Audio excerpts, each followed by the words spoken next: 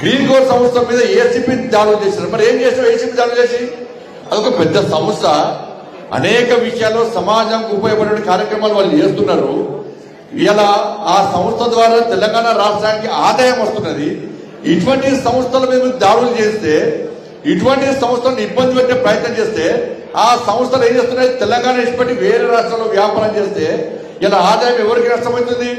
తెలంగాణ రాష్ట్రానికి ఆదాయం నష్టం జరుగుతుంది.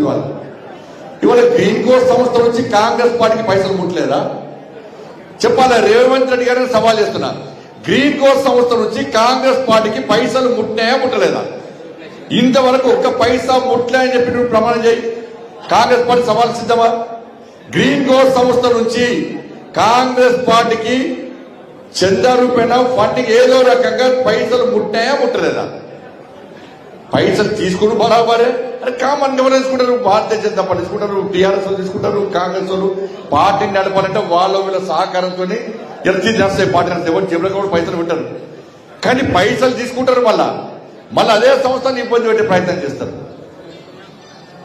ఇలా ఈ ఫార్ములా అట్లయిపోయింది, డ్రగ్స్ కేసు ఇట్లయిపోయింది. ఇలా ఏమైంది? ఇలా మళ్ళీ దావోస్.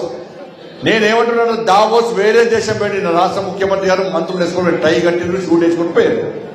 ఆడ ఏం చేశారు?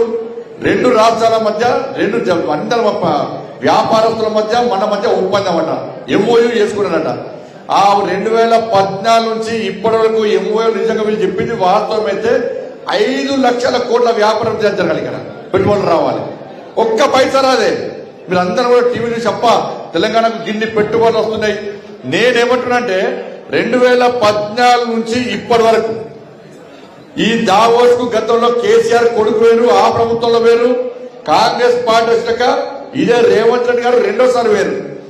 ఆ ప్రభుత్వం గాని ఈ ప్రభుత్వం గాని దావోస్ పోయినప్పుడు ఇంతవరకు వచ్చిన పెట్టుబడులని ఎన్ని కంపెనీలు దేశానికి తెలంగాణ రాష్ట్రానికి వచ్చినాయి, ఎన్ని లక్షల పెట్టుబడులు తెలంగాణ రాష్ట్రంలో పెట్టిర్రు, ఎన్ని వేల మందికి ఎన్ని లక్షల మందికి ఉద్యోగాలు వచ్చినాయో శ్వేత పత్రం విడుదల చేసే దమ్ము కాంగ్రెస్ పార్టీ ప్రభుత్వానికి ఉందా?